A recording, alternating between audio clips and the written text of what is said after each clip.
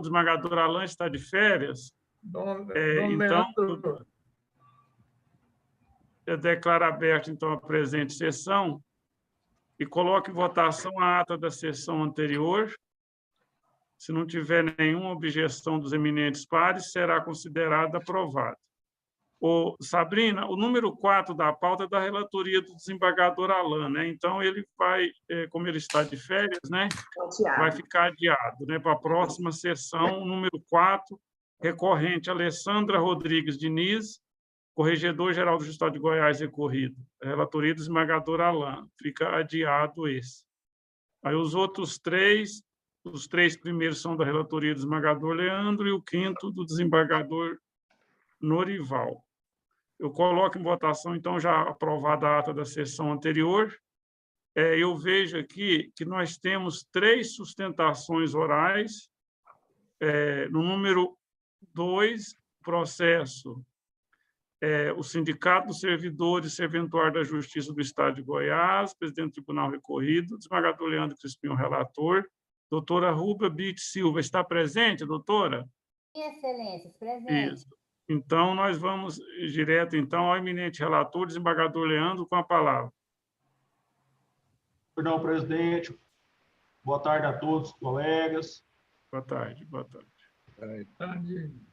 Relatório. Sindicato Sindijustiça requereu o reconhecimento da aplicabilidade do artigo 19 da Lei 16.893, 2010, Plano de Cargos e Salários de Servidores do Poder Judiciário do Estado de Goiás, e de consequência do direito ao usufruto de licença-prêmio, ficando a critério do servidor usufruí-la ou convertê-la em pecúnia, e também do direito à percepção de gratificação adicional, quinquênio. O presidente do Tribunal de Justiça determinou o arquivamento do processo ao entendimento de que as questões objeto deste feito foram recentemente enfrentadas por esta presidência nos autos de Proádia número 26, 5219 e 25, 35, 40, culminando neste último, inclusive, no acolhimento da pretensão formalizada pela referida entidade de classe. Recurso administrativo interposto, recorrente, pontua que tanto a licença-prêmio quanto a gratificação adicional estão garantidos em leis específicas, Lei 16.893, 2010, que deve ser aplicada em obediência ao princípio da legalidade, independentemente de a Lei 20.756, 2020, novo regime jurídico dos servidores públicos civis da administração direta, autárquica e funcional do Estado de Goiás, não fazer previsão a elas. Que a Lei 20.756, 2020, respeitou o direito adquirido, bem como os direitos previstos em lei especial, artigo 279. O pedido é a busca de reconsideração da decisão atacada ou, em caso de sua manutenção ou o provimento do presente recurso, para que seja aplicado o artigo 19 da Lei 16.893, 2010, a fim de conceder licença-prêmio, ficando a critério do servidor usufruí-la ou convertê-la em pecúnia, bem como a concessão de gratificação adicional, quinquênio, independentemente da Lei 20.756, 2019. No juízo de retratação, a decisão foi mantida com a observação de que a licença-prêmio e a gratificação adicional não foram abarcadas pela Lei 20.756, 2020, bem como que os servidores do Poder Judiciário deste Estado já têm autorização para imediata conversão em pecúnia das licença-prêmios integralizadas até a data da entrada em vigor da Lei 20.756, 2020, desde que preenchidos os requisitos legais e verificada prévia disponibilidade orçamentária. Este é o relatório. Com a palavra, doutora advogada doutora, que está aqui defendendo os interesses do sindicato, com a palavra a nobre advogada. Boa tarde a todos. Cumprimento o ilustre desembargador Carlos Alberto França, digníssimo presidente deste Conselho Superior da Magistratura. Cumprimento os demais membros na figura do eminente relator, desembargador Leandro Crispim. Meu cordial cumprimento ao ilustre membro do Ministério Público e aos demais aqui presentes. Excelências, como bem exposto pelo douto relator, trata-se de pedido de reconhecimento e aplicabilidade do artigo 19 da Lei Estadual número 16.893/2010, que dispõe sobre o plano de cargos e salários dos servidores do Poder Judiciário do Estado de Goiás, a fim de que seja concedido a licença-prêmio prevista em lei, bem como a gratificação de quinquênio, também previsto na mesma lei. Ocorre que, acatando o parecer da ilustre juiz auxiliar da presidência, o digníssimo presidente reconheceu o indeferimento do pedido nos seguintes termos. No caso em comento, em que pese a vigência do artigo 19 do Plano de Carreira dos Servidores do Poder Judiciário do Estado de Goiás, verifica-se que tanto a licença-prêmio quanto a gratificação, denominada quinquênio, não foram abarcadas pelo novo Estatuto dos Servidores Públicos do Estado de Goiás. Pois bem, excelências, é certo que a Lei 2756 de 2020, que instituiu o regime jurídico único dos servidores públicos civis da administração direta, autárquica e fundacional do Estado de Goiás, em seu artigo 296, inciso 1, revogou a lei anterior, o Estatuto dos Servidores Públicos, previsto na Lei 10.460/88. E essa legislação realmente não tratou da licença-prêmio e tampouco do adicional de quinquênio, que é o que se discute nesse momento. No entanto, os benefícios que se pleiteia nesses autos, licença-prêmio e adicional de quinquênio, foram instituídos por lei especial, específica, lei que dispõe sobre o plano de cargos e salários dos servidores do Poder Judiciário do Estado de Goiás, a Lei 16.893, que se encontra em vigência até o momento, porquanto, excelências, o artigo 296 da lei atual, a lei posterior, a lei número 2756/2020, em seus incisos 1 ao 7, ele trata das diversas leis que foram revogadas. No entanto, excelências, ele não menciona a lei 16.893/2010, que regulamenta o direito aqui reivindicado. E essa norma não foi revogada, de forma que ela não foi revogada expressamente e nem tacitamente pela Lei 2756/2020, porquanto continua em vigor, gerando todos os efeitos legais. E é nessa defesa que eu passo a discorrer, excelências. Equivocadamente, a administração entendeu, excelências, que o artigo 19 da lei que dispõe sobre o plano de cargos e salários dos servidores do Poder Judiciário, ele faz uma referência ao estatuto anterior, a 10.460. Realmente, ele faz uma referência. Porém, esta referência, excelências, de uma análise geral na eficácia da lei, não faz com que essa lei seja considerada ineficaz, ela perca a sua eficácia, pois somente a revogação retira a eficácia de uma lei. No caso, excelências, não foi o que ocorreu, pois a Lei 16.893, conforme o douto julgador, presidente do desembargador Carlos Alberto França, reconheceu, ela continua em vigência.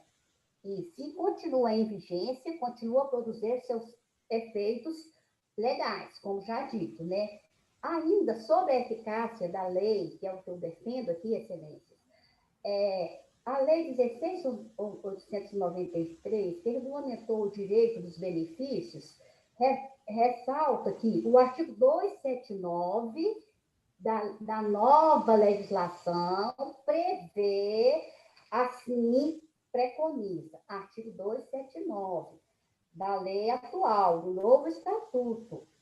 As disposições dessa lei não extinguem direitos adquiridos, nem direitos ou deveres previstos em lei especial. Ocorre que trata-se de novamente, volto a essa tese, trata-se de uma lei especial, específica para os servidores do Tribunal de Justiça do Estado de Goiás, da qual originou-se o plano de cargos e salários, né, e plano de carreira desses servidores. É uma lei, produz seus efeitos, não foi derrogada, Excelências. De forma que, se não houve a derrogação sequer tácita, uma vez que a Lei 2756, ela não declarou expressamente a revogação da Lei 16.893, ela não é incompatível com a Lei 16.893, ela não regulou expressamente essa matéria tratada na lei anterior, que é a 10.460. Quanto à eficácia da norma, creio que é o que eu tinha a falar, Excelências, a norma continua em vigor.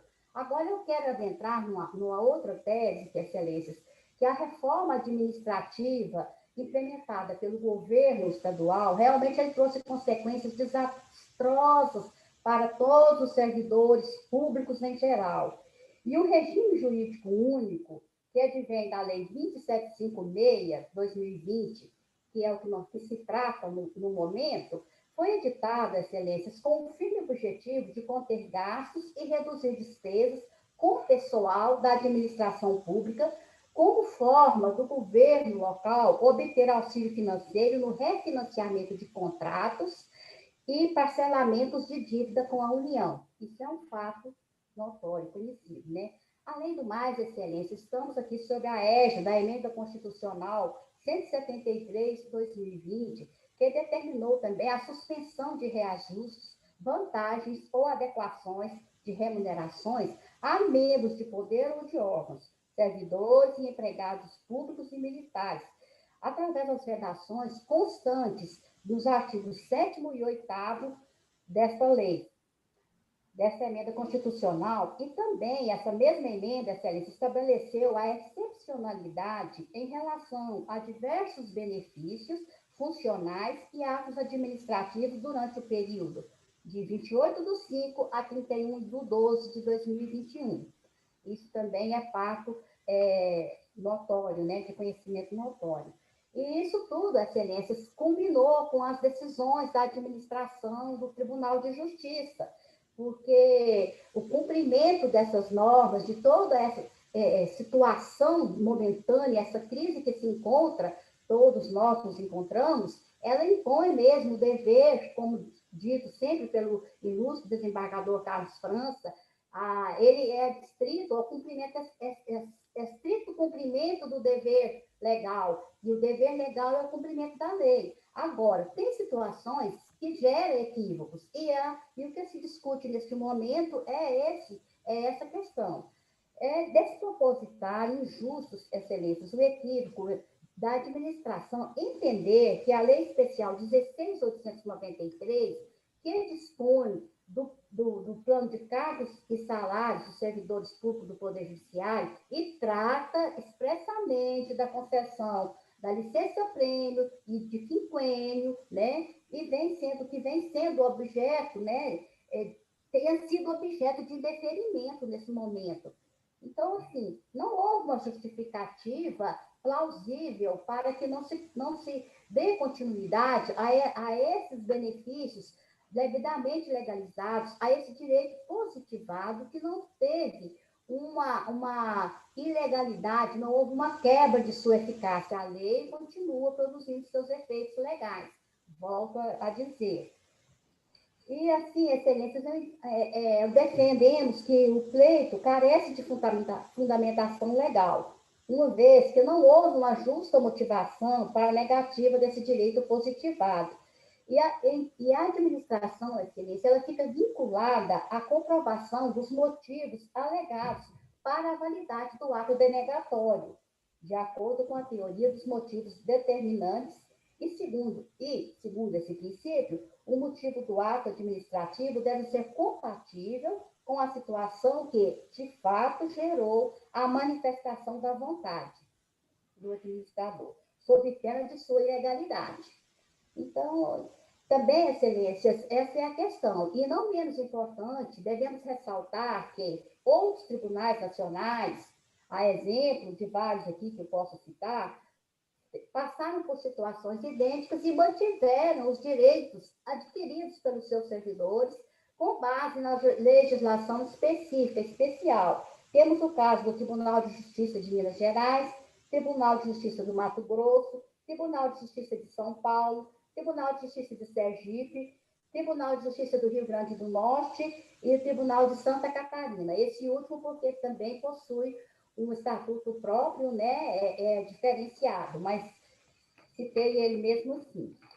De forma que, excelências, o pedido é o reconhecimento, né, da aplicabilidade do artigo 19 da Lei 16.893/2010, a qual se encontra em pleno vigor, produzindo todos os seus efeitos legais, para que se dê continuidade à concessão da licença-prêmio e o direito ao quinquênio, a contagem do tempo de quinquênio. Inclusive, faço uma ressalva aqui, o direito da contagem de quinquênio, bem como o direito da contagem de licença-prêmio, já foram amplamente deferidos pelo desembargador, inclusive nos PROADs anteriores. Isso já foi devidamente reconhecido, mesmo porque é o que preconiza um novo estatuto. Então, até a data de 31 de 12 de 2021, a contagem do tempo para esses benefícios continua sendo respeitada, ou seja, respeitou-se o direito adquirido, na própria legislação que ora se discute. E é esse o nosso pedido, excelências, que se tenha em voga a aplicabilidade pela eficácia da Lei 16.893, notadamente no artigo 19, que dispõe sobre a concessão de licença-prêmios e quinquênio. É o pedido que se infere destes autos. Muito obrigada a todos. Muito obrigado, doutora Rubio. Com a palavra, o eminente relator, desembargador Leandro. Vou ficar com vista dos autos, presidente. Vista com o eminente relator, julgamento suspenso. Próxima. Muito obrigado, doutora Rubio. O próximo é o Mércia de Fátima Moraes Lopes, é a recorrente, recorrido Corregedor-Geral da Justiça do Estado de Goiás, desembargador Leandro Crispim também é o relator. O advogado é o doutor Alexandre Unes, está presente. Boa tarde, doutor Alexandre. Boa tarde, senhor presidente. Com a palavra, o eminente relator, desembargador Leandro. Senhor presidente, o doutor Alexandre está representando a corregedoria, né? Não, ele está representando a Mércia de Fátima Moraes Lopes, a recorrente. Na sustentação, na relação que eu recebi, ele é procurador do Estado, não é? Não, o irmão dele que é. Sim. Isso não existe lá dentro do hospital. Nós temos uma Presidente, tem alguém com áudio ligado. Tem alguém com áudio ligado aí, ó. Fecha, Sabrina, você como administradora pode fechar, tá? Por favor. Isso. Volta a palavra ao eminente relator, então, desembargador Leandro. Fazer o relatório. Não. Recurso administrativo, no qual se ataca a decisão do senhor Corregedor-Geral de Justiça, que indeferiu o pedido de nomeação da servidora substituta realizado pelo recorrente, ao fundamento de que a serventia está em processo de mudança de interino, permanecendo ela à frente da serventia somente até a designação de novo interino. Além disso, a indicação é de confiança do responsável da serventia, de modo que deve ser aguardado até a realização da alteração. Consta dos autos que a recorrente, pelo ofício número 50/2020, comunicou e indicou à juíza de direito do Foro da Comarca de Paraúna o nome da escrevente Lidiane Souza Luz para exercer a função de substituta da serventia, requerendo a majoração de salário dela de 2,5 para 3,5 salários mínimos. A magistrada diretora do foro exarou parecer favorável à indicação e majoração salarial. Contudo, encaminhado ao pedido, a assessoria correicional da Corregedoria Geral de Justiça do Estado de Goiás, foi emitido parecer opondo-se à contratação, porque houve decisão da Corregedoria de Justiça e outra em outro procedimento, considerando a recorrente impedida de permanecer como interina na serventia. A 2, porque a nomeação de servidor para substituição é de ser feita pelo titular, quando provido o seu cargo. O senhor Corregedor de Justiça, acolhendo manifestação do segundo juiz auxiliar da Corregedoria Geral de Justiça, doutor Algomiro Carvalho Neto, indeferiu o pedido de nomeação da servidora substituta, uma vez que a serventia está em processo de mudança de interino. A recorrente está na condição de substituta temporária, em cargo sucessório ao de oficial, sendo que a nomeação de servidor substituto é este de confiança do responsável da serventia, de modo que a indicação deve aguardar a nomeação do titular. No recurso, a recorrente alega que a decisão que considerou Mércia Fátima impedida de permanecer como interina da serventia em tela, em razão do impedimento previsto no parágrafo 2º do artigo 2º do provimento 77/2018 do CNJ, é objeto de mandado de segurança em trâmite no órgão especial deste Tribunal de Justiça. Afirma que a questão está em discussão e ainda não tem definitividade a respeito, e que a portaria que nomeou a recorrente como interina da serventia em questão deve ser considerada para deferimento do pleito de nomeação de substituta, sobretudo em vista da judicialização do ato, sendo necessário aguardar o seu desfecho. Por outro lado, ressalta ainda que a nomeação da substituta da serventia se faz necessário em razão da imprevisibilidade do que pode ocorrer com a responsável do cartório, bem como justificou a diretora do foro com manifestação favorável. Verbera que, independentemente do vínculo de quem ocupar a função de responsável pela serventia extrajudicial, por dever legal, deve ser provido o cargo de substituto, sob pena de incorrer, inclusive, em questionamento sobre possível prejuízo à continuidade do serviço público em questão. Ademais, afirma que a nomeação de substituto da serventia extrajudicial é regulamentada pela própria Corregedoria Geral de Justiça no seu artigo 10 do Código de Normas de Foro Extrajudicial. Registra que o pedido tem por fundamento dispositivo expresso em lei em prol da função pública que desempenha até o momento e que deve ser objeto, sob pena de antecipação de decisão, objeto de apreciação judicial pelo mandado de segurança. Requer a atribuição do efeito suspensivo ativo ao recurso para a nomeação indicada e, ao final, bate pelo provimento do presente recurso. Em juízo de retratação, a decisão foi mantida. Este é o relatório, senhores. Obrigado, esmagador Leandro, eminente relator. Volta a palavra, passa a palavra, então, ao doutor Alexandre Undes, advogado da parte recorrente. Excelentíssimo senhor presidente, digno relator, eméritos julgadores, nobre representante do Ministério Público e todos aqueles que presenciou essa sessão. questão dos autos restou muito bem exposta no relatório. E, de forma muito simplificada, a questão que versa o recurso é sobre o direito ou não da respondente nomear a sua substituta da serventia. E essa questão ela ganha relevância, sim, no entendimento da recorrente, porque, a prevalecer a decisão recorrida, ela está impedida de se ausentar, mesmo que por pouco período do dia, da serventia.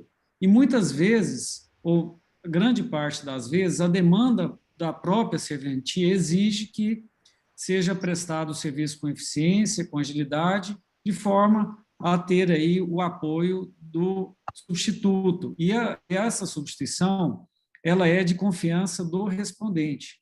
Então, o objeto do recurso fundamental é isso, ou seja, independentemente dessa discussão sobre ela ser impedida ou não, em razão de um entendimento, com devido respeito, equivocado de ter havido aí nepotismo entre a Mércia e o tio falecido, o doutor João Coelho de Moraes, o fato é que, mesmo enquanto perdura essa decisão, é preciso que haja, sim, um respondente substituto para eventual ausência, como dito aqui mesmo, que temporária, da titular, né, da interina respondente. Então, essa é a questão, sob pena, inclusive, de prejuízo ao serviço ali prestado naquela serventia. A título de exemplo, isso está muito em voga, né, estamos todos aflitos aí com a questão aí da pandemia. Na eventualidade de um problema como esse,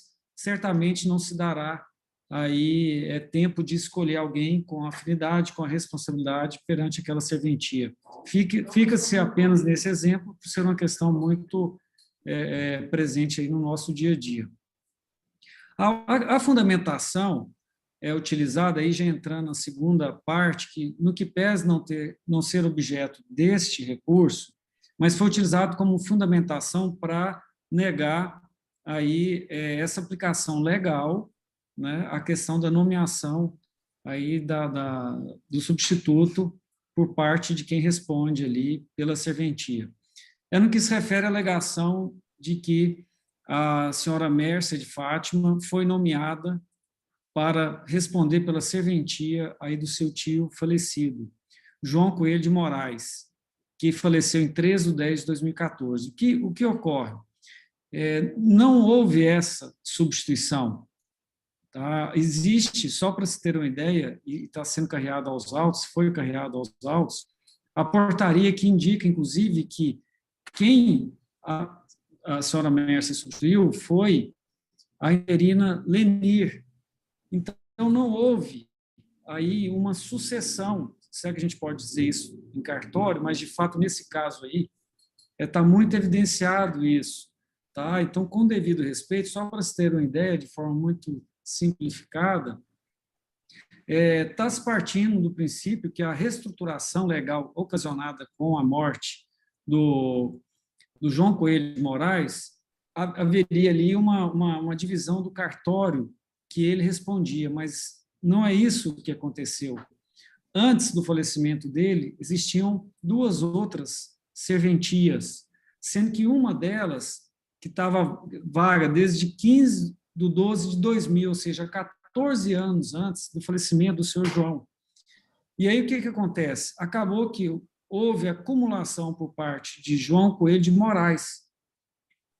E aí, quem foi designada para assumir a serventia a qual a senhora Mércia acabou sendo nomeada foi a senhora Lenir. Então, não há, e entre Lenir e Mércia, não há nenhuma correlação de parentesco. Aí houve, em 2014, uma reestruturação do serviço notorial extrajudicial lá na comarca de Paraúna. E se pegarmos como foi juntado aos autos, a portaria de número 30 não deixa a menor margem de dúvida no que se refere a essa nomeação, ou seja, até a hipótese de nepotismo que foi utilizado para indeferir o pleito aí da recorrente, ela não pode prevalecer, sob pena, inclusive, de desrespeitar os critérios legais quando se tem aí a questão da reestruturação dos cartórios, que ocorre em caso de falecimento. Então, chama atenção para essa portaria 30/2014, que, de fato, instalou tabelionato de notas de protesto de títulos, tabelionato de registro de contratos marítimos da comarca de Paraúna a partir de 24/11/2014. E essa portaria designou a senhora Lenir de Almeida Nascimento para responder pelo expediente da nova serventia até o provimento por concurso público. E o que acontece? Foi a senhora Lenir que assumiu a serventia do senhor João Coelho de Moraes. E, diante da vacância dessa serventia que eu me referi, aí sim, a senhora Mércia foi nomeada no lugar... desconhecido. Aí, a senhora Mércia que foi nomeada para assumir essa serventia e não tem nenhum grau de parentesco entre Lenir e Mércia. Além dessa portaria, que é clara nesse sentido, todo o acervo dessa serventia foi transmitida por Lenir à senhora Mércia.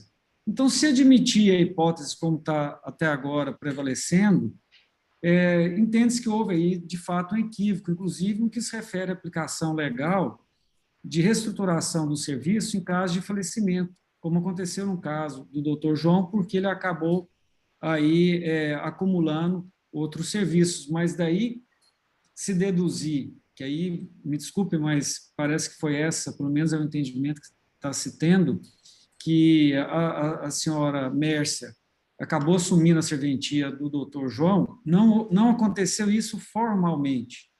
Então, daí que se parte todo esse equívoco. Existe também a necessidade de se olhar, inclusive, naquela relação da vacância das serventias, onde também é muito claro em fazer essa distinção. Então, por essas razões, requer o provimento do presente recurso, inclusive no que se refere aí à questão, especialmente, da permissão da nomeação da substituta, sob pena de comprometimento dos serviços, e, em relação à questão da alegação de nepotismo, como dito aqui, no que pese, está sendo tratado também em outros autos, que ele não seja utilizado para impedir aí a aplicação legal, entendo que dessa obrigação do respondente de realmente nomear alguém para substituir ali a sua eventual ausência. É como requer. Muito obrigado, doutor Alexandre. Volto a palavra ao eminente relator, desembargador Leandro Crispim. Passo ao voto. Pelo que consta, a portaria 30/2020 revogou a designação da portaria 29/2014 de Mércia de Fátima Moraes Lopes para responder interinamente pela serventia de Paraúna até o seu provimento em concurso público, a fim de evitar a descontinuidade de serviço extrajudicial. Ainda que esteja sob júdice a questão de impedimento da recorrente atuar na serventia, via de mandado de segurança 5599000356, tramitando junto ao órgão especial, é de se considerar que o exercício da atividade em interinidade de Mércia é precário, temporário e provisório. Ademais, pelo que se observa do mandado de segurança acima mencionado, foi indeferido pedido de liminar para a suspensão do teor da portaria 30/2020 e para a instauração de PROAD para a escolha de novo interino. Assim, não há nenhuma decisão nele que favoreça e que possa, de alguma forma, gerar efeito na esfera administrativa. O certo é que, agora, é a precariedade da condição da recorrente no cargo de interina o que a impede de indicação de servidora para a sua substituição. Isso porque sua titularidade é temporária, já deliberada e em processamento, inclusive a indicação de novo interino. É necessário, pois, se aguardar a designação do novo responsável para a serventia, para que daí seja indicado por ele servidor de confiança para a realização de sua substituição nas suas ausências. É necessária cautela para lidar com a temática, maiormente porque a indicação é de cargo de confiança do responsável da serventia. E devido à fragilidade da condição da atual recorrente, fica ela impedida de realizar a indicação de servidor para substituí-lo. Dessa forma, não há nada a ser alterado na decisão atacada que merece ser mantida. Por essa forma, eu estou conhecendo o recurso, porém estou alegando-lhe provimento. É assim que voto, senhores. O voto do eminente relator é com recurso conhecido e desprovido. Desembargador Luiz Cláudio. Senhor presidente, só me surge uma dúvida. Na interinidade e ocorrendo circunstância de impedimento, suspeição ou eventualidade de ter que o interino se afastar, quem é que pratica o ato? Vai praticar o ato a pessoa que está sendo indicada, porque essa não foi aceita, mas tem um processo em andamento para indicar substituto. Nada é permitido, não é negada a indicação do substituto, só não foi aceita a indicada por ela. Sim, nós estamos numa situação de vão. Nós estamos numa situação de ainda não há indicação, porque aquela que teria sido indicada por ela não seria viável. É só uma curiosidade. Correto. Nesse espaço que demanda entre a indicação e a regularização nessa substituição, quem é que pratica o ato? A recorrente que está... Eu estou dizendo, se ela está... Só na ausência dela que a outra vai substituí-la. Sim, claro. Só que ela não tem substituto. Se ela tiver que praticar um ato hoje, ela está impedida de praticar esse ato. Quem é que o fará? É isso. É só uma curiosidade de ordem prática. Ao que parece, pelo que eu entendi do processado, é a pessoa que está em indicação. Tem um processo em andamento para indicar substituto. Na verdade, ela não está indicada e pode ser até que nem venha a ser efetivada nessa indicação. Mas vai gerar uma situação de limbo, ou seja, a não ser que aquele que é o indicante da interinidade também faça para a supressão dessa ausência, impedimento ou suspeição o praticante deste ato, que gerou-se uma situação de vão. Não tem ninguém para praticar o ato. Mas o cargo está vago, desembargador. Não, desembargador Crispim, o cargo está vago da titularidade. Existe uma interinidade, aquele que está... Parece que foi. Certo, a substituto também não foi aceito. Parece que foi designada uma outra pessoa por nome de Bendir. Sim. Tem andamento a indicação de uma terceira pessoa. Certo. Então, hoje, aquele que está indicado para responder, ou indicado para responder-se, está impedido de praticar o ato. Quem é que pratica? Eu não tenho. Então, é só um questionamento que eu faço de mim para mim, e eu faço em voz alta. Eu estou acompanhando o voto relator com essa situação, porque se não tem ninguém, quem é que pratica o ato? Ela, de frente a uma ocorrência, ela tem que lavrar um ato. Ela está impedida. Quem é que pratica? Não tem ninguém. É isso. Aí a juíza vai ter que baixar um ato e designar alguém para lavrar esse ato. A diretora do foro. É ela a indicante da interinidade? Não, a diretora do foro, diante do impedimento dela, vai baixar um ato administrativo, mas a diretora do foro, e vai determinar que determinada pessoa faça aquele ato. Pois mas quem é indicante da atuação? É um ato complexo, né? A diretora baixa a portaria, tem que ser aprovada pela corregedoria, né? Então, é um ato complexo. Mas, agora, só uma curiosidade, a doutora Mércia, o doutor Alexandre, que é o advogado, assim, essa outra pessoa que já está indicada, assim, a Mércia, a doutora Mércia, é precária, respondente, até o provimento, eventualmente, né, até definir o mandado de segurança, eventualmente também, e aí está criando uma celeuma com esse indicado para essa substituição. Quem que indicou esse outro que está andando, o processo está andando, doutor Alexandre? Foi ela também? Não, senhor presidente, não foi ela. Ela não tem conhecimento de quem seja. Me parece que foi instaurado o processo de seleção para a nomeação de interino. Né?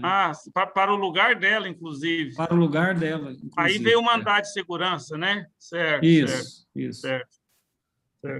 Uhum, não, obrigado. E no mandado de segurança ganhou liminar? Não foi deferida liminar. Não foi deferida liminar, não, certo. Desembargador... Presidente, certo. Pois não, desembargador. Tem uma situação nesse processo. A Mércia está entre aqueles 29 que foram afastados por determinação do CNJ.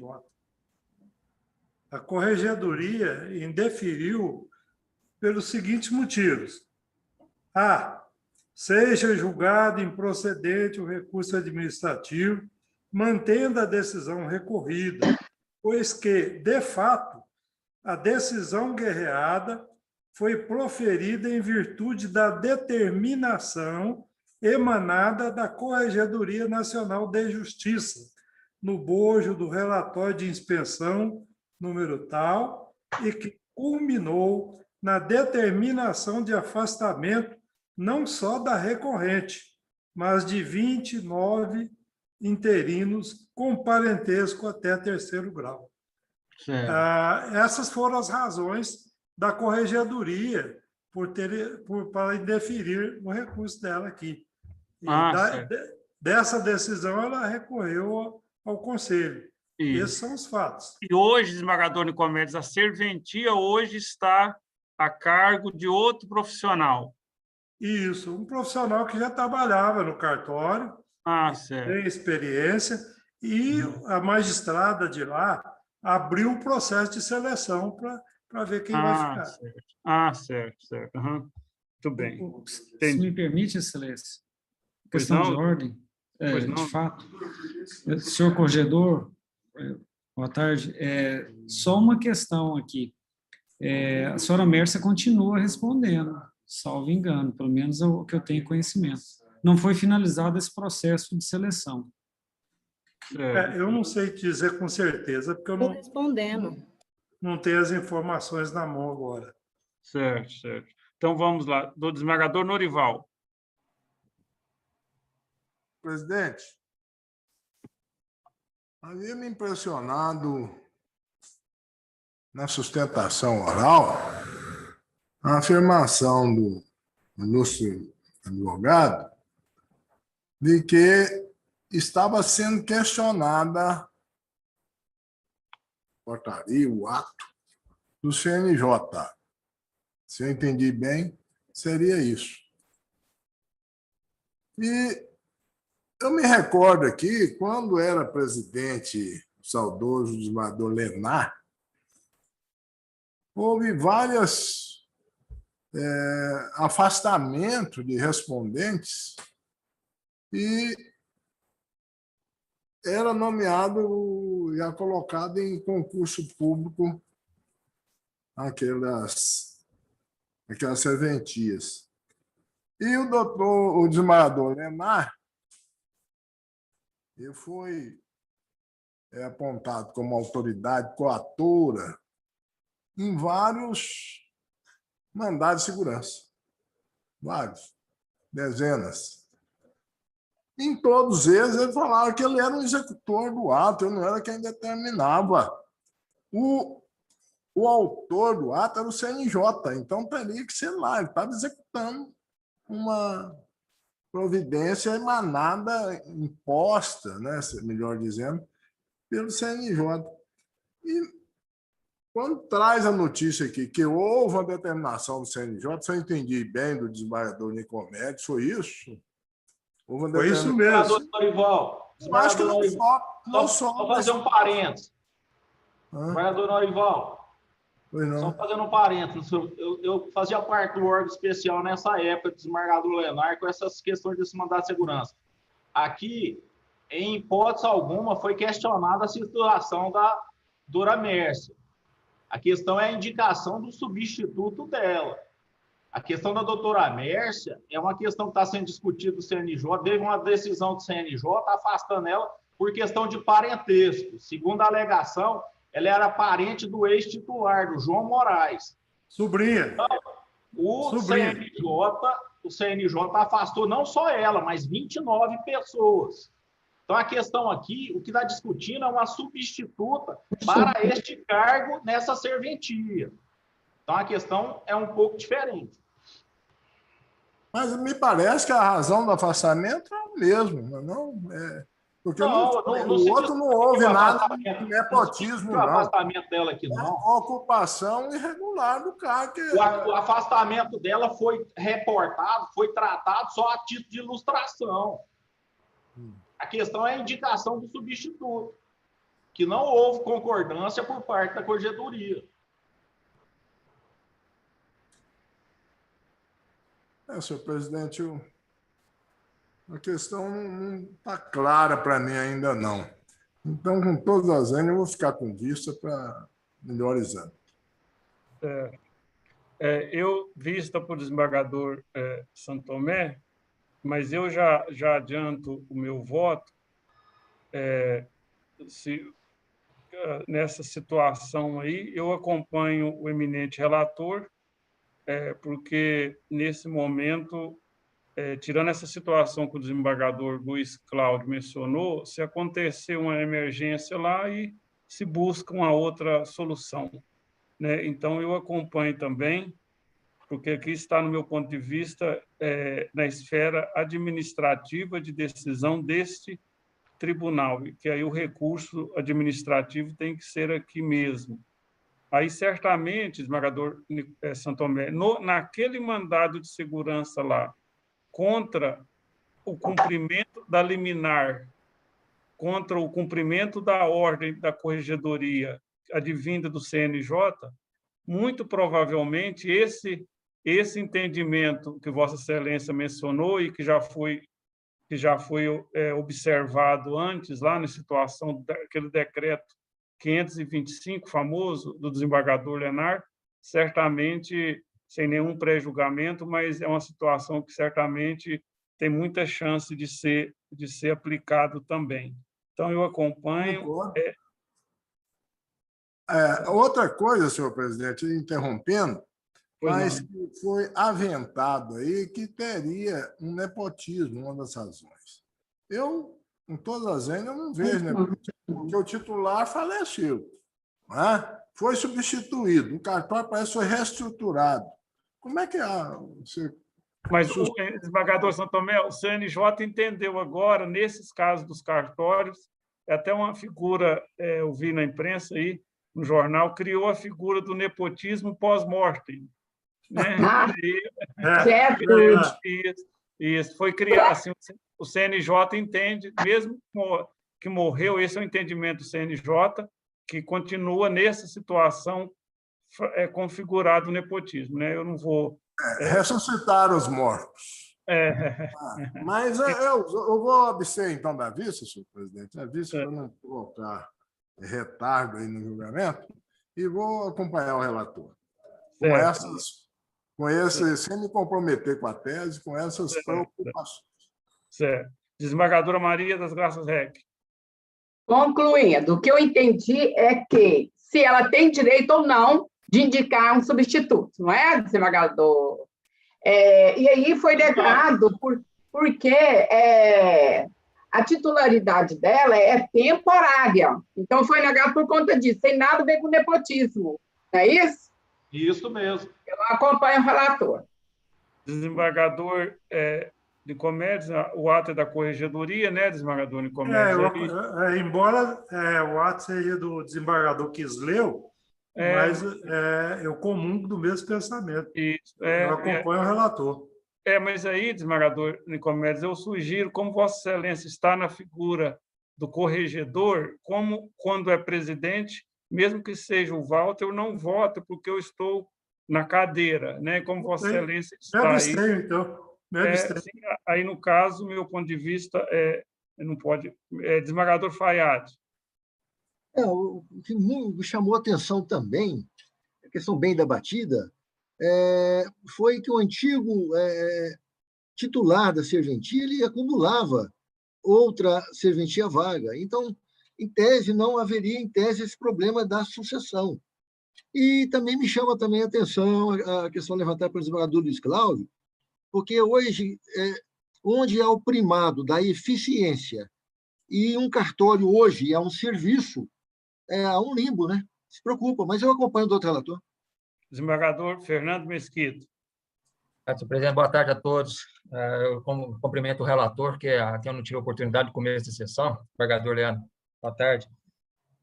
Senhor presidente, eu compreendo bem a questão, até porque eu trabalhei na corregedoria muitos anos antes de entrar na magistratura, e isso não era uma coisa novidade, a falta de substituto. Aliás, é uma coisa que acontece até nos dias de hoje, inclusive. Há instrumentos administrativos para fazer essa atuação quando necessário. E a questão aqui é muito simples, é a substituição proposta por quem está precariamente na função. Então, eu acompanho o Luiz Relator sem qualquer dificuldade, senhor presidente. Então, por unanimidade, nos termos do voto do eminente relator, recurso desprovido. Obrigado. Obrigado. Ô, desembargador Zacarias, Vossa Excelência tem um voto de qualidade, desembargador Zacarias. Desculpa, desembargador Zacarias, porque eu fui lá embaixo e não voltei lá em cima. Desculpa, desembargador Zacarias. Eu estou tentando aqui me lembrar, até passei uma mensagem para o desembargador Leandro para ele me mandar o número desse mandado de segurança. Me parece que esse mandado de segurança é da minha relatoria, e eu tinha proferido um despacho, me parece que determinando ou solicitando uma informação complementar da corregedoria, e depois eu saí de férias e o desembargador Itanei é que me substituiu. Realmente eu não me lembro o que aconteceu. Eu sei que, pela informação do desembargador Leandro, foi indeferida a liminar. Foi. Né? E eu me lembro vagamente de uma situação lá de Paraúna, e a questão era realmente de uma interinidade, né? E que me parece, pelo que eu me lembro, não havia esse direito lá no mandato de segurança, parece que não estava claro esse direito líquido e certo. Em razão disso é que eu teria, ou foi o desembargador Itanei, depois das informações complementares que foram prestadas pela corregedoria, foi indeferida essa liminar. E eu também estou entendendo como o desembargador Leandro. Por enquanto, eu não vejo essa possibilidade, não. Então, em razão disso, eu também vou acompanhar o voto. Então, agora sim, por unanimidade, nos termos do voto do eminente relator, recurso desprovido. Muito obrigado, doutor Alexandre. Passando o mandato de segurança aí para o senhor desembargador Zacarias. Ok, obrigado. A próxima aqui, sustentação, deixa eu pegar aqui, sustentações orais. A doutora Silvana de Souza Alves está presente? Doutora Silvana. O recurso de Márcio Alves da Costa. Sim, Excelência. Está presente, né, certo? Francisco Taveira e Célio Gonçalves. É aquele que nós começamos aquele dia e sim, depois foi tirado, suspenso para intimação, né, Sabrina? Sim. Isso, né? O doutor Francisco Taveira Neto é o advogado da parte recorrida. Naquele dia, o desembargador Luiz Cláudio mencionou, levantou a questão e foi acolhido. E a relatoria do desembargador Norival Santomé. Com a palavra, o eminente relator. Presidente, me parece que foi feita a sustentação oral, aquela oportunidade. Foi feita, sim. Já foi feito. Isso. Então, aí foi aberto vista, intimado o recorrido, né, eminente relator. Aí houve contrarrazões?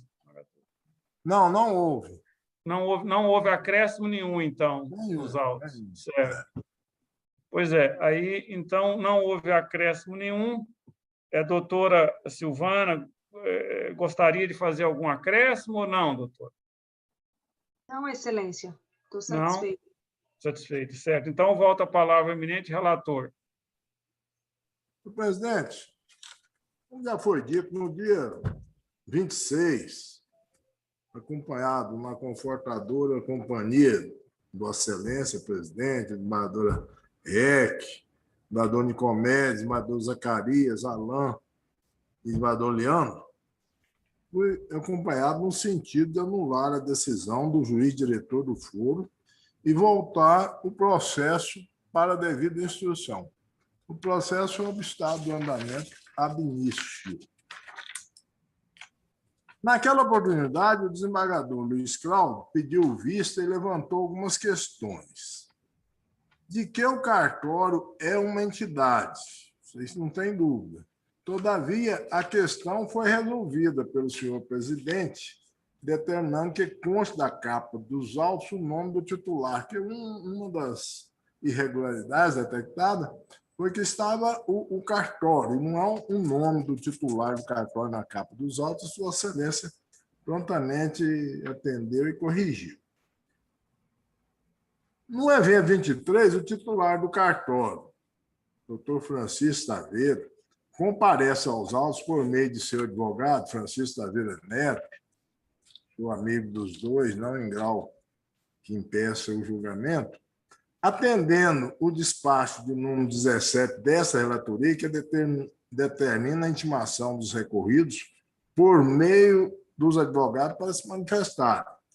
Os recorridos são o bacharel Francisco Taveira, titular do cartório, e o escrevente Cílio Gonçalves de Souza. Apenas Francisco Taveira se manifestou. Segunda questão, o desembargador Luiz Cláudio entende que a conduta do que se sente lesado não forma o contraditório, uma vez que não há angularização entre as partes. É exatamente nessa questão que o reclamante insurgiu, ou seja, verbera por uma instauração do PAD, uma vez que na reclamação o reclamado recorrido já havia se manifestado e apresentou as suas razões, das quais a senhora magistrada reconheceu como corretas. Quer dizer, houve essa instauração do contraditório. Eu me lembro aqui,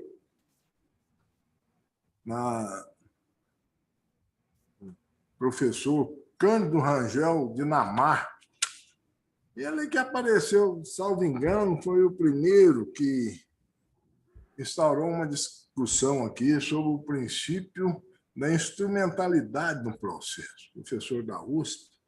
E nós tínhamos o desembargador Luiz Cláudio, meu contemporâneo, no Ministério Público, e existia, no Código 73, deve existir hoje, me recordo, uma disposição que falava que é nulo o processo quando o Ministério Público deva intervir e não foi intimado. Nulo, proclama o Código de Processo Civil de 73. E o professor Cândido Rangel, ele veio com a tese que não é nulo, não. É nulo se prejudicar aquele que a presença do Ministério Público favoreceria. Então, é o menor. Ele contende numa ação. Ele ganha a ação, por que anular o processo? Seria razoável que o Ministério Público vai bater naturalmente para proteger o menor.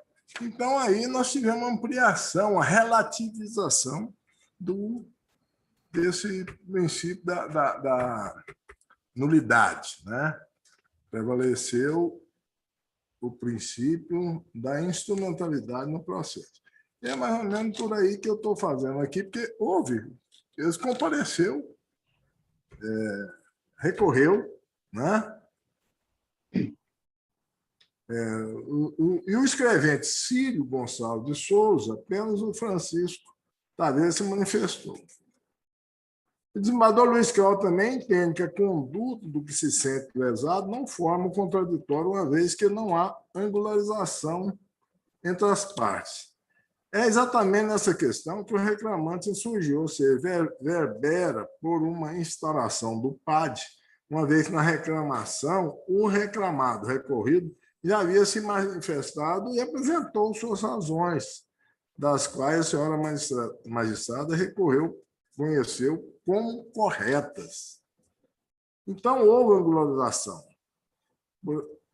E desde a reclamação, de consequência, o reclamante apresenta recurso administrativo. A terceira questão, eu estou fazendo isso porque o voto já foi lido, inclusive já foi acompanhado pelos colegas que eu me referi.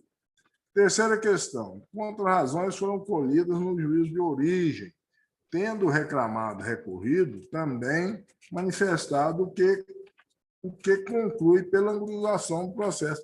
São reiteradas vezes que o reclamado vem comparecendo e fazendo a defesa do processo, inclusive com contra-razões e recurso. A corregedoria, entendendo que a competência recursal para o julgamento do processo administrativo é desse Conselho Superior, cita aqui o artigo da Lei 17.663, o feito foi concluído a este relator.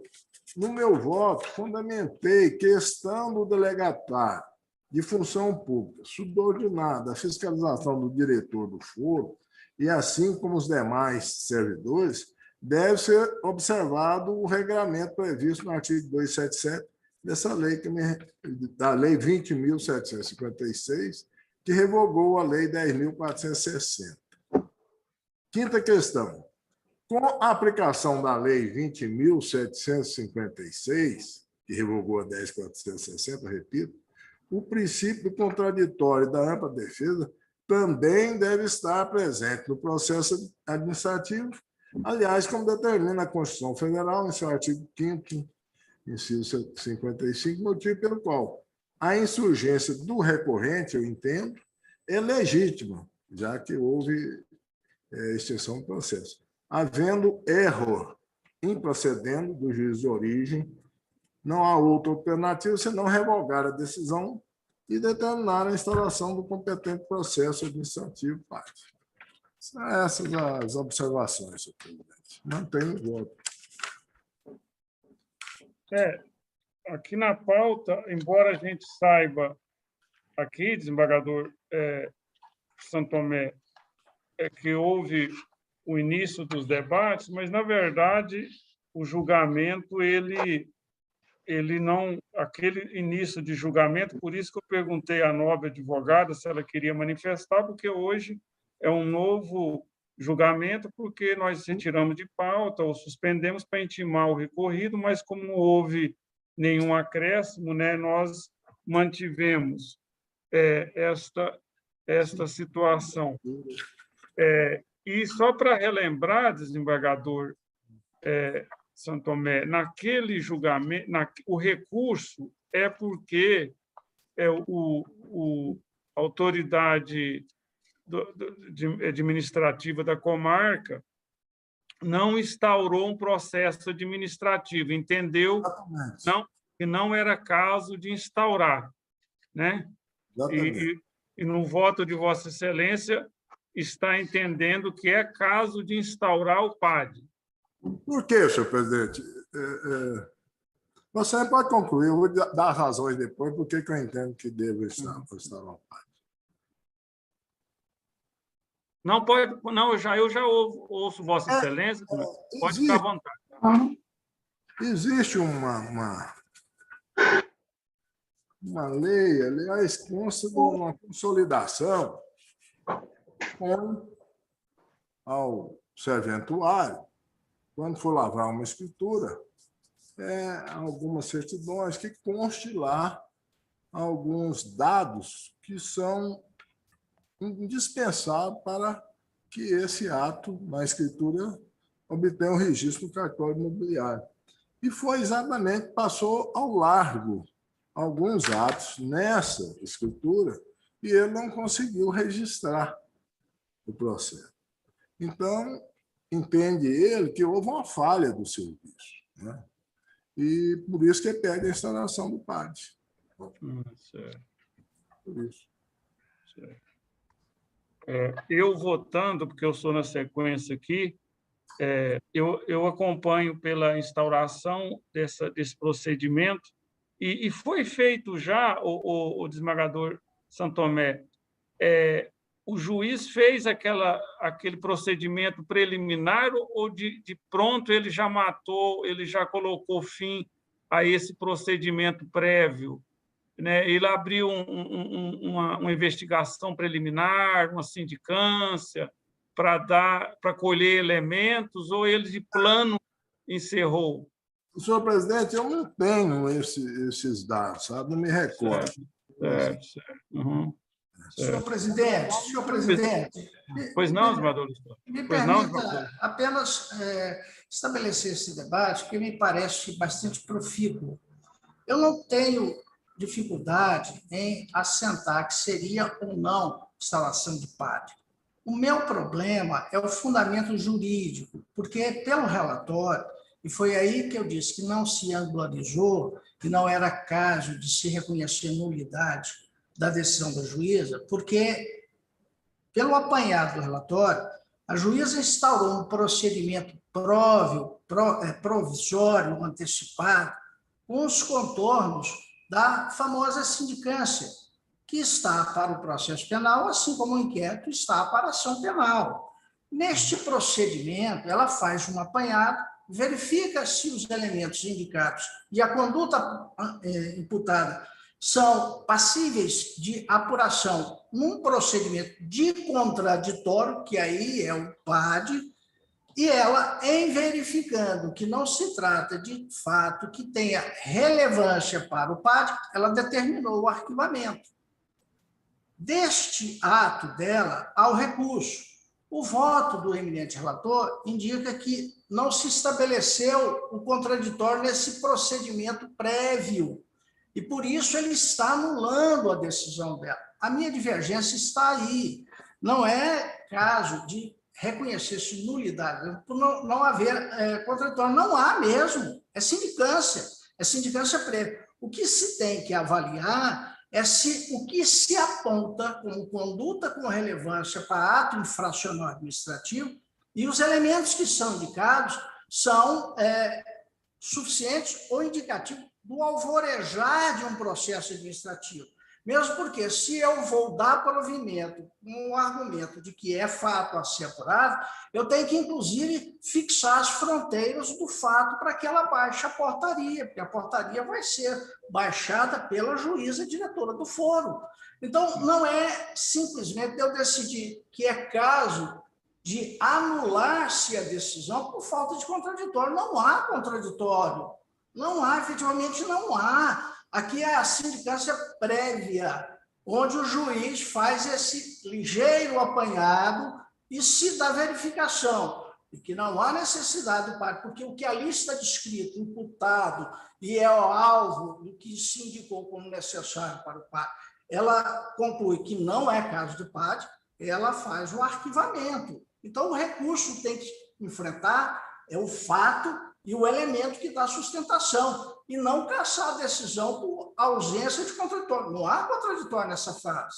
Não há mesmo. Isso é sindicância prévia. E nós sabemos disso no tribunal aqui, quantos procedimentos são indicados contra juiz, e aí se arquiva sem instaurar PAD. Por quê? Desembargador Luiz Cláudio, quando nós, naquela oportunidade, pedimos para ter o contraditório no recurso, é porque aí muda de figura, né? Sim, aí, claro, é porque você tem alguém que quer instaurar o PAD e tem alguém que não quer que instaure o PAD. Sim. E aí você tem partes recorrentes e recorridas, partes que fazem a defesa deste daquele ato. Aqui é um procedimento sem parte. É a autoridade administrativa que conduz uma verificação prévia, rápida, ligeira, por quê? Ela pode, a partir do que se indicou, decidir que aquele fato não é merecedor de apuração em PAD, mesmo porque, por um fato sem relevância, eu vou expor o servidor público, ainda que delegatário, ainda que de unidade extrajudicial. Agora, o meu problema e a minha dificuldade no voto do julgador, relator do julgador Norival, é assentar-se esse entendimento. Ou seja, se o juiz determinou o arquivamento da sindicância e não criou no âmbito dela o contraditório, eu vou anular. Pronto, estabeleci o precedente. Sindicância tem que haver contraditório. E, sabidamente, não é assim. Não, sabidamente não é. A sindicância é um processo inquisitivo, como é também o inquérito. Mas aqui houve a negativa, determinou a extinção, houve a negativa da abertura do processo. Não, sim, desembargador, eu entendi, mas qual é a conclusão que Vossa Excelência deu? De cassar a decisão, anular a decisão por falta de contraditório. Eu estou dizendo, não é esse o meu encaminhamento. O meu encaminhamento é qual é o fato que se imputa ao delegatário. É este fato. Este fato tem um indicativo que dá base mínima para se instaurar um PAD? Tem ou não? Se tem, vamos dar provimento ao recurso, instaurar o PAD e fixar para a autoridade investigatória qual é o limite da imputação, para que ela, inclusive, baixe a portaria nessas cercanias. Agora, como é que eu vou anular a decisão dela, juíza e diretora do foro, e dizer, olha, não estabeleceu contraditório? Aí eu não tenho a imputação. Eu vou abrir a oportunidade de contraditório numa sindicância prévia? É esse o meu problema aqui. Não, eu entendi, desembargador Luiz Cláudio, assim, realmente, porque o desembargador eminente relator, ele está determinando a abertura do PAD, e aí, como Vossa Excelência mencionou, se for por aí, nós temos que dar os contornos para o juiz baixar a portaria, porque o PAD é instaurado com base numa portaria. Qual o artigo? Para poder descrever os fatos que ele possa descrever, principalmente, para que possa ter amplitude da defesa. O fundamento está no pedido de abertura do PAD. É uma consolidação, né? Nós temos uma consolidação das leis que disciplinam aí as serventias e tem Isso, é da corregedoria, da corregedoria.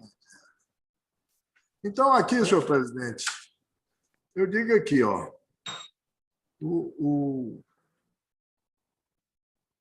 a parte pediu esclarecimento e não foi apreciado esse esclarecimento pelo magistrado e determinou o imediato arquivamento preliminar constante do despacho no 3538 de 2018. E a julgadora, na minha visão, né, incorreu em erro, procedendo porque houve, sem dúvida, um direito de defesa vulnerado. Porque, desembargador Norival, então, Vossa Excelência, não seria melhor a gente... Porque o juiz não apreciou o que tinha sido formulado nos autos desse procedimento prévio, e não seria, então, o caso apenas de, considerando isto, entender que não foi completa a decisão do magistrado, que retorne os autos para ele fazer um exame mais aprofundado e total da questão colocada nesse procedimento prévio? Não, eu acho cabível, sim, senhor presidente. Porque aí, depois que ele fizer toda essa análise, ele pode chegar à mesma conclusão de que não é caso... Ele não vai impor a ele a abertura, mas vai... Ele pode chegar à mesma conclusão pela não abertura ou ver elementos pela abertura, né? E aí depois a gente volta... Aí satisfaz, fica mais concentrando aí com a opinião do Luiz Cláudio, né? Que não houve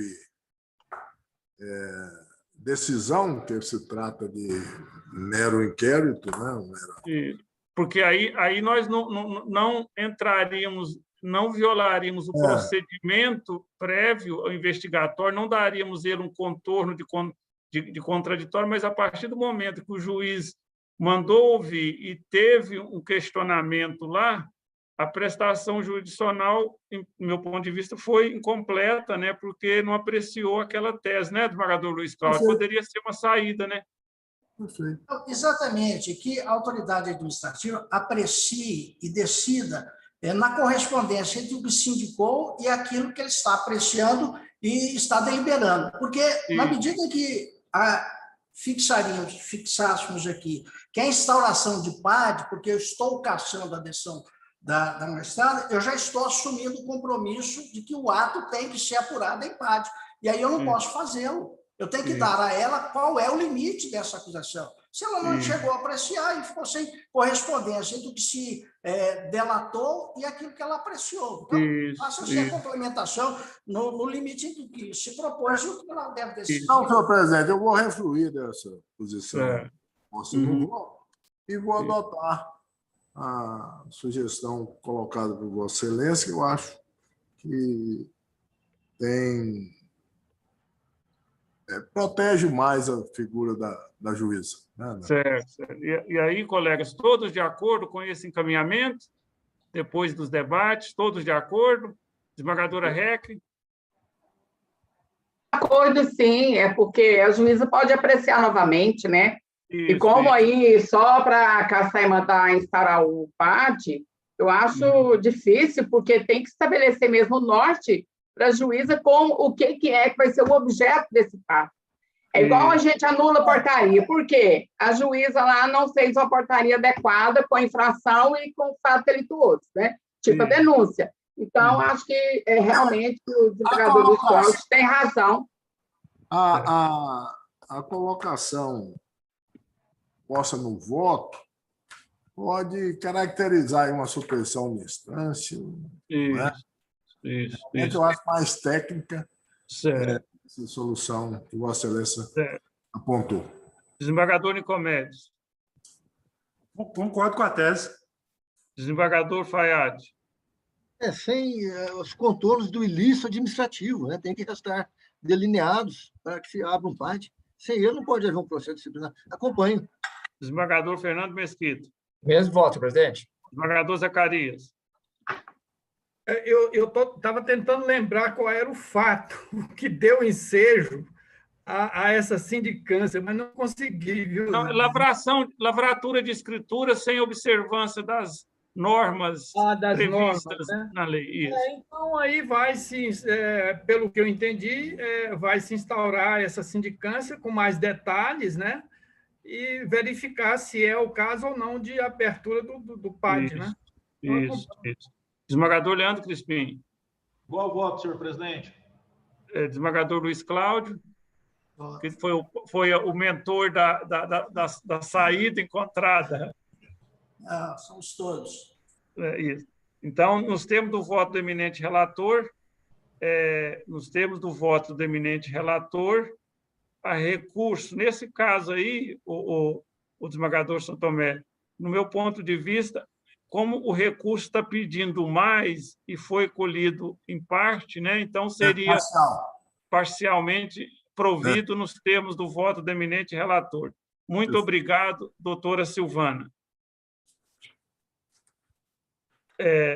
O próximo aqui, acabamos as sustentações, né, Sabrina? Acabou.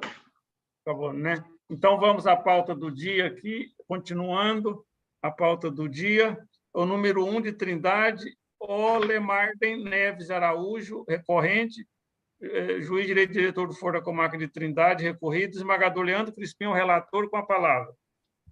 Presidente, esse aí surgiu um pequeno grande problema que eu vou ter que adiar o julgamento para uma próxima sessão.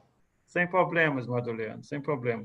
O 2 já foi, o 3 já foi, o 4 já foi adiado, 5. Em mesa, desembargador Fayad, elogio, Wilson da Silva Dias. Pois não, é o ilustre magistrado Wilson Dias. Ele pede aqui anotação de elogio e menção honrosa. Está previsto no regimento interno. É um elogio feito pelo CNJ ao trabalho dele em termos de manual de rotinas e previsto aqui no artigo 22 do regimento interno e votando pela anotação no DRH, Diretoria de Recursos Humanos. Desembargador Fayad, eu já levei breca uma vez. O desembargador Leandro, pode ficar com a palavra. Assim, o desembargador Fayad está chegando. Fala sobre o posicionamento do colegiado para ele, por favor. Pois não. Desembargador Wilson Fayad, o posicionamento do colegiado é bem restrito e só em situação excepcionalíssima que nós admitimos elogio. Essa situação do servidor ser elogiado, às vezes por prefeito, por Câmara Municipal, por Assembleia Legislativa, e assim vai, CNJ, é uma questão que é da carreira, então a gente tem um posicionamento no sentido de não acolher, viu? Não acolher? Não, tudo bem. O posicionamento é um precedente administrativo, tem que seguir. Sucintamente, é isso aí. Isso. Não é... Eu quero ver qual a hipótese que vai cair aí, que vai dar deferimento. Porque o caso do 6 e do 7 Nunca! São do CNJ, que fez um elogio. Então, nesse caso, é o caso de indeferir. Não obstante aí, desembargador Fayad, a importância do elogiante, né, o CNJ, né, desembargador Luiz Cláudio? Assim, é muito bem-vindo, a gente respeita e considera, mas o juiz, nós todos, como o desembargador Leandro falou, nós somos pau para toda obra, né? Então, a gente, né, trabalha sempre, todo mundo trabalha muito, e vamos em frente. Então, em ambos os casos, Vossa Excelência, então, concorda com o entendimento do colegiado? Concordo, claro, concordo. É um entendimento construído, né?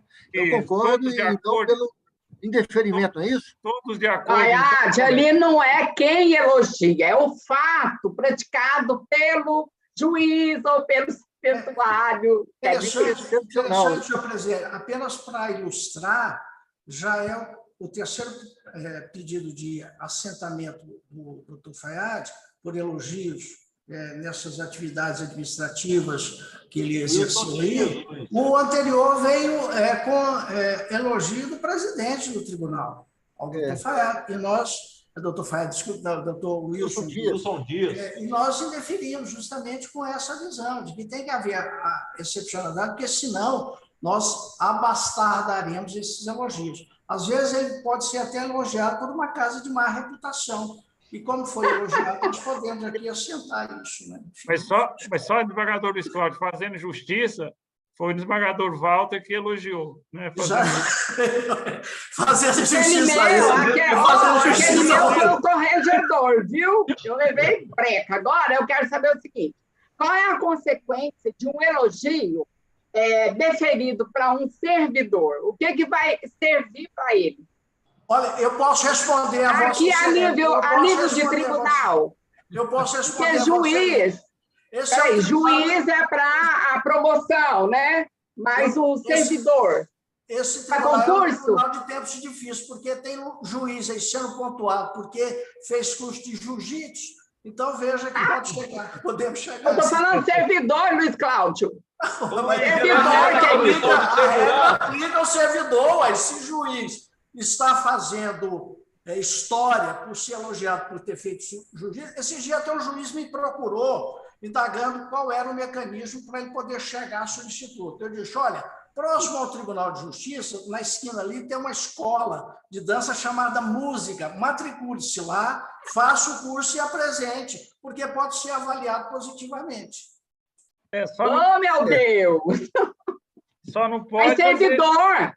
Eu estou falando servidor, gente. Não, desembargador Reca, é o seguinte... Relevante. O efeito... Então... O efeito, sim, para a senhora, para Vossa Excelência, talvez, se for um caso especialíssimo, ele pode ajudar o servidor nas letrinhas, na subida das letras, né? Tá, entendeu? A progressão. A avaliação, exatamente, né? Entendi. Então, isso. Progressão. Então, isso. Vamos lá, então, processo administrativo. Doutora Mônica Miranda Gomes de Oliveira, presidente TJ, relator e desembargador Wilson Safato Fayad. Com a palavra, desembargador. Pois não, senhor presidente. Aqui o pleito administrativo é uma impugnação à lista de antiguidade, pretende retificação da lista de antiguidade de magistrado de entrância inicial. Só que o objeto já foi alcançado por decisão do órgão especial. Decisão do desembargador Gerson na época. Aqui é a perca de objetos, senhor presidente. Eu estou vendo aqui o voto do Gerson é de 19 ainda, né? Antigo. Extinção, nossa, mas agora... Mas já gente. Isso é antigo. antigo, né? Vem de longe, certo. Então, perda do objeto, né, desembargador? Extinção por perda de objetos. Mais conhecido como prejudicado. Também, isso. Todos de acordo, colegas? De acordo. Então, nos termos do voto do eminente relator, por unanimidade, recurso prejudicado por perda do objeto, extinção declarada. O número 9, embargo e declaração no processo administrativo, Kerner Carlos Ferreira Gondim, embargado, vice-presidente do TJ, relator do desembargador Norival, com a palavra. Estou aqui pela emenda, senhor presidente. Pois não. É uma reiteração de embargo e declaração. Novos embargos e declaração em recurso administrativo. Vícios não demonstrados. Pretensão de reexame da causa.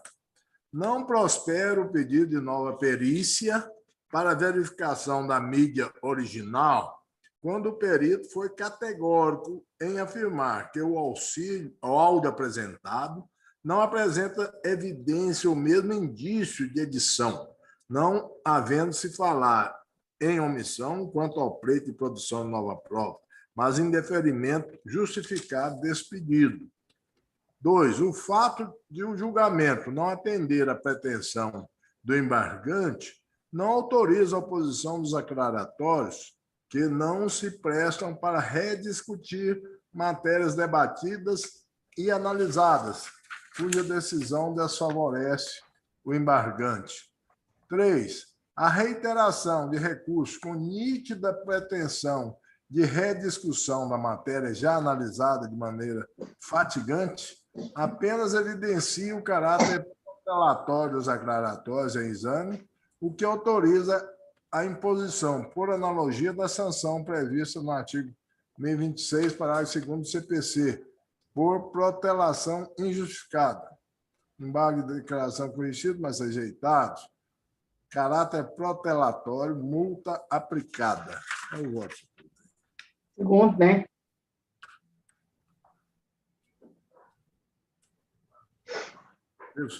Protelatórios, multa aplicada, rejeitados os embargos. Todos de acordo, colegas? Sim. Então, rejeitado nos termos do voto do eminente relator. O último, desembargador Fayad.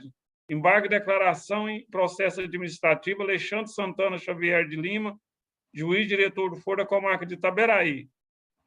Pois não, senhor presidente. Aqui um procedimento aberto pelo doutor Gustavo Braga, à época, e diretor do Foro de Itaberaí, e aqui no Conselho de Magistratura a decisão foi para que promova a avaliação do relatório da comissão processante e aplique as devidas condenações. Seguindo aqui, mandando devolver os autos à remessa, mandando remeter os autos à origem. Aos embargos declaratórios. Os embargos declaratórios não contêm a contradição alegada, não contêm omissão, nem obscuridade. Falta qualquer vício na decisão. Então, voto pela rejeição, senhor. Rejeição por não ter nenhum vício nesse julgamento. Todos de acordo, colegas? Sim. De acordo também. A nossa pauta acabou. Se algum colega tiver algum tema para poder manifestar, eu só observo que passaram os 15 dias da listagem, viu, desembargador Nicomedes, das extrajudiciais, não houve recurso. Então, agora nós vamos comunicar ao CNJ e seguir com concurso lá na Comissão de Seleção e Treinamento para os cartórios extrajudiciais. Agora já é só... E os colegas viram, né, o concurso de juiz já foi edital pela comissão, e a desembargadora Beatriz encabeçando lá, e vamos adiante para 52 cargos. O desembargador Luiz Cláudio foi designado como presidente da banca examinadora, né, e certamente nós, em pouco tempo, se Deus quiser, esse concurso vai deslanchar, né, desembargador Luiz Cláudio, observando os prazos e tudo mais, e vamos ter juiz novo aí, começo do ano que vem, a gente espera assim, né, desembargador Luiz Cláudio? Né? Presidente, o edital dos cartórios deve ser publicado esse mês ainda? Ah, sim, agora com a listagem, já com 15 dias sem recurso, era o que estava esperando, sabe, o desembargador Nicomedes. Então, eu espero que até o final do mês a desembargadora Beatriz está empenhada também lá. Eu sei que a comissão já está praticamente pronta também. Deve sair sim, viu? Tá? Ótimo. E pode, se quiser informar para o CNJ essa previsão, já pode informar, viu, desembargador Nicomedes? Ok. Com a previsão de edital até o final do mês. Senhor presidente, só um rápido registro a respeito da realização do concurso para o provimento de cargo de juiz substituto, dizendo da honraria e distinção em presidir essa comissão examinadora e procurar, a tempo e hora, concluir este procedimento seletivo. Embora, sabidamente, o procedimento, por exigência até do CNJ, com as suas várias fases, é muito arrastado. Então, a primeira prova está prevista para o dia 29 de setembro, com conclusão para novembro, o que vale dizer, só após novembro, com todos os incidentes superados, é que vamos abrir a fase subsequente das provas subjetivas e a atuação da comissão. Mas naquilo que depender da comissão, e não por mim, mas por todos os seus integrantes, ela vai atuar de forma diligente, dentro de prazos e da melhor maneira possível para que se efetive a nomeação desse juiz, que é uma mão de obra tão carente aqui no nosso Poder Judiciário, e eu sei do empenho de Vossa Excelência. Aliás, faço aqui o reconhecimento público, porque foram iniciativas benfazejas, essas de Vossa Excelência, abrir frente de concurso em 3 segmentos, juízes, servidores e delegatários, o que vai dar um upgrade aqui em termos de atendimento do grande usuário e do nosso patrão, que é a sociedade, né? Que está aí carente de ser bem servida. E isso é um propósito. Aliás, tenho dito, e meu discurso já se mostra surrado, que Vossa Excelência fez uma opção, e que me parece a mais ideal, deixar obras físicas que podem eternizar o nome de quem constrói, mas investir naquilo que é essencial, a mão de obra, o servidor, o aperfeiçoamento e valorização do juiz. Porque essa pode, senhor presidente, nesse primeiro momento, não parecer nada significativo e, por certo, Vossa Excelência não vai inaugurar placas. Tenho certeza que não. Mas é algo que vai ficar eternizado, porque todos eles que serão atendidos, e ao grande público, todos eles estarão agradecidos. E aqui parte o meu agradecimento pessoal. Obrigado, desembargador Luiz Cláudio. Nós estamos certos da sua competente condução na comissão, na banca examinadora, e vamos, se Deus quiser, no ano que vem, a gente dará posse a esses novos juízes. E se a pandemia também colaborar, né? Porque depende de muita coisa. Né, desembargador Leandro, que presidiu a comissão por muitos anos, né, desembargador Leandro? Tem uma experiência vasta, e depois até se o desembargador Luiz depois pode até também trocar ideias, impressões com o desembargador. Já o fiz, viu, senhor presidente? Fez, né? Eu já o fiz por 2 razões. Primeiro, para justificar o desembargador Crispim, que de forma alguma eu me empenhei para a ocupação, porque estava muito bem entregue a ele. Foi uma opção que se fez e eu fui surpreendido. Então, liguei para ele e disse desta minha preocupação em passar uma irreal informação de que eu tenha me empenhado para esse propósito, de forma alguma. E, segundo, garantir a participação dele, ainda que me orientando, porque ele, durante o período que presidiu, e eu integrei a banca como examinador, foi desfecho de sagrador sucesso. E eu quero me assenhorar desse sucesso que ele foi reconhecido e merecedor ao desembargador Crispim. Pois é, nós estivemos na frente dessa banca aí aproximadamente uns 10 anos, fizemos 3 concursos, foram mais de 150 magistrados que fazem parte da nossa magistratura. O que eu posso falar e desejar é boa sorte ao desembargador Luiz. Não é fácil fazer um concurso. Todas as fases cheio de recurso. Tem candidato que entra com recurso o tempo todo, não quer de forma alguma deixar o concurso andar. Eles vão atrás de investigar a vida dos examinadores para ver se teve algum examinador que participou de algum cursinho, de alguma coisa, vai lá no CNJ impugnar. Então, é bem complicado fazer o concurso de juiz. Eu desejo boa sorte ao desembargador Luiz, me coloco à disposição e fizemos 3 concursos, inclusive o desembargador Luiz foi examinador, acho que em 2 deles, depois ele pediu para sair, e graças a Deus tivemos pleno sucesso aí nesses concursos. O concurso é bastante concorrido, né? O último concurso que eu fiz foram mais de 6 mil candidatos. Imagina como que vai ser esse agora. É muito isso mesmo, Badoliano. Vai ser o dobro capaz, né? Com esse desemprego que nós temos, né? Com essa situação tão difícil, né? Mas muito obrigado, desembargador Leandro. Vou fazer uma pergunta. Pois não. Quando o desembargador Luiz Cláudio foi da banca não, examinador, ele passou alguém? Passou alguém, Luiz Cláudio? Não, eu não passei. Quem passou foi o desembargador Crispim. Aprovou, foi aprovado. Pois é, eu estou preocupado que esse concurso vai ter resultado 0. Porque, olha aqui, sabe de quem que eu lembrei? Do desembargador Byron, do Byron. Meu Deus! Ele é discípulo do Byron. Discípulo do Byron. Não, mas como presidente da banca, ele tem que dar exemplo. Exatamente. Gente, muito obrigado. Tá? Tchau, gente. A todos. Boa semana. Até a próxima. Obrigado. Tchau. Fernando, até amanhã, né? Até amanhã, se Deus quiser.